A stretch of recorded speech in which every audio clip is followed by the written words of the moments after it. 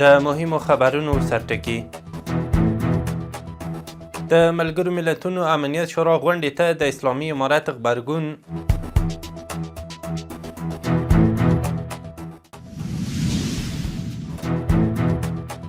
افغانستان لپاره د هیوادونو ځانګړو اساسو د تماس ډلې راتلونکې غونډې جوړېدل.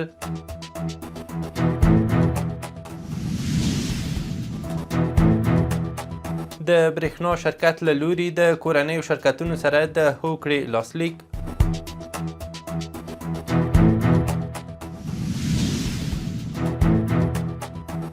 او د ایران او امریکا ترمنځ د خبرو پیل.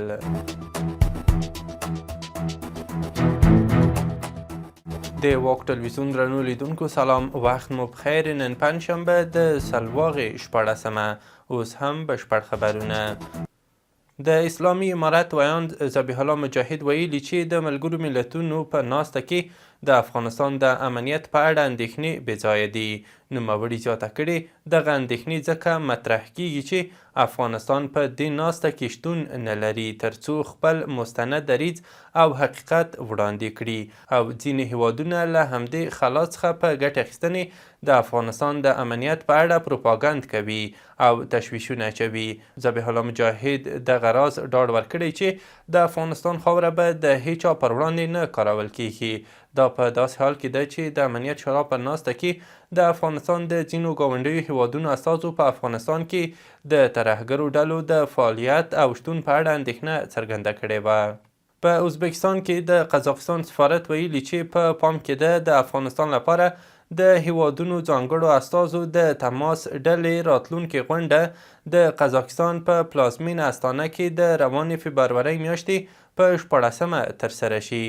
دغه سفارت ویلي د افغانستان لپاره د ازبکستان ځانګړي استازي اسمت الله ارګاشیف او په ازبکستان کې د قزاقستان سفیر بیبوت اتامکولوف ترمنځ کتنه کې د افغانستان پر اقتصادي او بشري وضعیت د خبرو ترڅنګ پر یادې غونډې هم بحث شوی دی.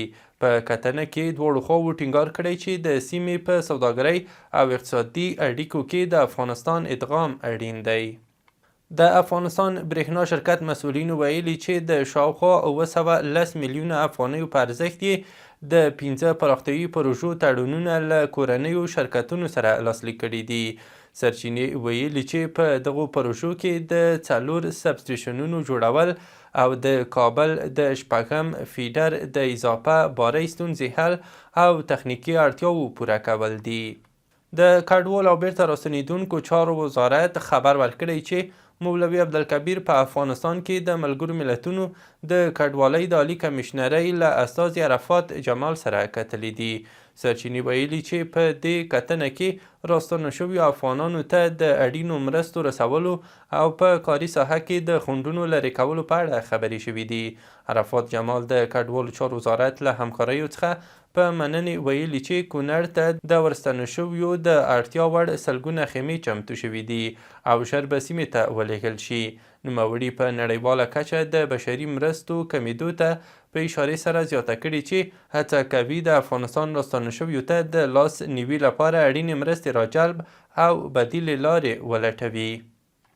د روغتیا نړیوال سازمان WHO په یوه خپاره کړي پیغام کې ویلي چې د کابل او 11 نورو ولایتونو 12 روغتونونو ته د اکسیجن یوه جوپه لیږلې ده.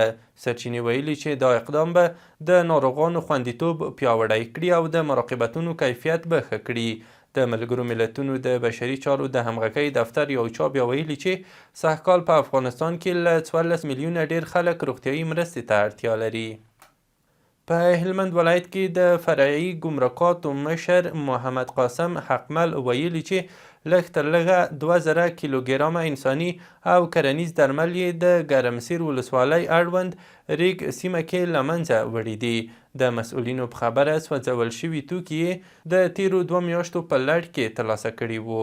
ځایي چارواکو له خلکو غوښتي چې افغانستان ته د ناقانونه بې کیفیته قاچاقي توکو له واردېدو ډډه وکړي. نیویارک ټایمز په خپل یوه تازه راپور کې لیکلي چې د نړیوالو مرستو په بندېدو سره افغانستان د تیرو 25 کلونو له تر ټولو ژور بشري ناورین سره مخ کړی دی. په راپور کې راغلي چې د مرستو ناڅاپي او بېرحمانه بندېدو میلیونونه افغان ماشومان له سختې لوږې او د مرګ له جدي ګواښ سره مخ کړي دي. بلخوا د ملګرو ملتونو د بشري مرستو همغږۍ دفتر یا اوچا پر خپله ایکس پاڼه لیکلي چې تر دا مهاله یې په افغانستان کې 2.3 میلیونه کسانو ته د خوراکي توکو مرستې رسولې دي. اوچا زیاته کړې چې له بشري مرستندویه سازمانونو سره یې په ګډه په افغانستان کې د یخنۍ له امله زیانمنو کسانو ته د مرستو رسولو چارې چټکې کړې دي. د ملګرو ملتونو د خوړو او کرنې سازمان FAO ویلي چې د افغانستان په ډیری برخو کې د 1 څخه تر 15 درجو سانتیګراد پورې د غیر معمولي تودوخې اټکل شوی دی.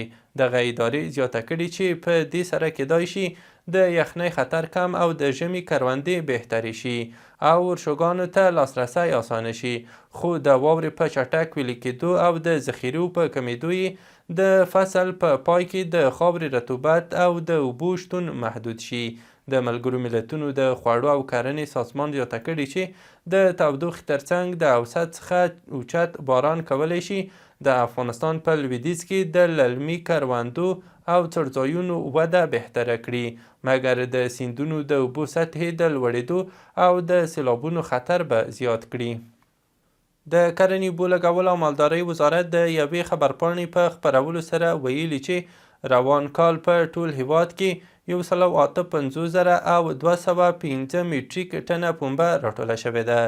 د یاد وزارت د معلوماتو له مخې سږکال د هیواد په کچه له 10,000 او 246 هکتاره زیاته ځمکه د پنبې کرکیلې ته ځانګړې شوې وه چې ښه حاصلات یې ورکړي دي. سرچینې ویلي چې روان کال په هلمند، بلخ، جوزجان او کندهار ولایتونو کې د پنبې د کښت تر ټولو زیاتې سیمې لري. د تولید تر ټولو لوړه کچه ثبت شوې ده. د خبرپاڼې له مخې سربیره پردې پنبه په پراخه کچه په فراه، ننګرهار، نیمروز، سمنګان، بغلان، کندوز او تخار ولایتونو کې هم کرل شوې او حاصلات یې ترلاسه شوي دي. د بهرنیو چارو وزارت په خپره کړې خبرپاڼه کې ویلي چې متحده عربي اماراتو له بندخونو شاوخوا 108 افغان بندیان راخوشي شوي دي. سرچینې ویلي چې په یاد شمیر کې ځینې خوشي شوي افغانان افغانستان ته ستانه شوي او پاتې کسان به د قانوني پروسو تر بشپړېدو وروسته په نږدې راتلونکي کې هیواد ته ستانه شي. د کډوالو او بیرته راستنېدونکو چارو وزارت په خپره کړې خبرپاڼه کې ویلي چې په روانه اونۍ کې 153 افغان کډوال چې د پاکستان په زندانونو کې بندیان وو له زندانه تر خوشي کېدو وروسته خپل هیواد ته راستانه شوي دي. د خبرپاڼې له مخې یاد شمیر کسان تر خوشي کېدو وروسته د سپین بولدک له لارې افغانستان ته راستانه شوي دي. بلخوا د افغانستان له ګاونډیو هیوادونو پاکستان او ایران پرون 630 کورنۍ راستنې شوي دي. د سرچینې په خبره د نیمروز د ورېښمو پله له لارې 25، د هرات د اسلام کلا له لارې 26، د کندهار د سپین بولدک له لارې 115 او د ننګرهار د تورخم له لارې 444 کورنۍ هیواد ته راستنې شوي دي. د کار او ټولنیزو چارو وزارت خبر ورکړی چې د مسلکي کارګرو لپاره یې د حرفوي اسنادو د ویش لړۍ پیل کړې ده.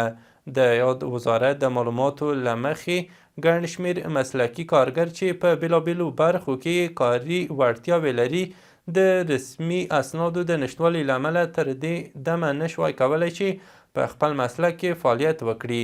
د کار او ټولنیزو چارو وزارت ویان سمیع الله ابراهیمي ویلي تر اوسه د 10 بېلابېلو حرفو مسلکي کارګرو ته اسناد ورکړل شوي دي. هغه زیاته کړې چې د ظرفیت له ارزونې وروسته به ورته اړوند ښوونیز او مسلکي پروګرامونه هم برابر شي. د ایران د بهرنیو چارو وزیر سید عباس عراقچي ویلي چې د راتلونکي جمعې په ورځ به له امریکا سره د اټومي پروګرام په تړاو خبرې اترې وکړي. نوموړي ویلي له عماني دولت څخه مننه کوي چې د دوی مذاکراتو لپاره یې زمینه برابره کړې. واشنګټن ویلي چې له تهران سره د پخوانۍ هوکړې له مخې د مذاکراتو لپاره چمتووالی لري. او وروستی خبر مهم دا چې د اوکراین ولسمشر د فرانسې 2 ټلویزیون سره په تازه مرکه کې ویلي چې له روسیې سره په روانه جګړه کې 55,000 اوکرایني سرتیري وژل شوي دي. ولادیمیر زیلنسکي په دې مرکه کې زیاته کړې چې په وژل شویو سرتیرو کې تازه جذب شوي او مسلکي سرتیري هم شامل دي. د نوموړي په خبره پر یادو رسمي شمیرو سربیره د هغو کسانو شمیر هم خورا لوړ دی چې د جګړې په ډګر کې لادرکه شوي او برخلیک یې ناڅرګند دی. د اوکراین ولسمشر زیلینسکي د 2025 کال په فبروري میاشت کې د وژل شویو سرتیرو شمیر نږدې 440,000 ښودلی و. له ملتیا مو مننه. وروستي او مهم خبرونه مو همدومره وو.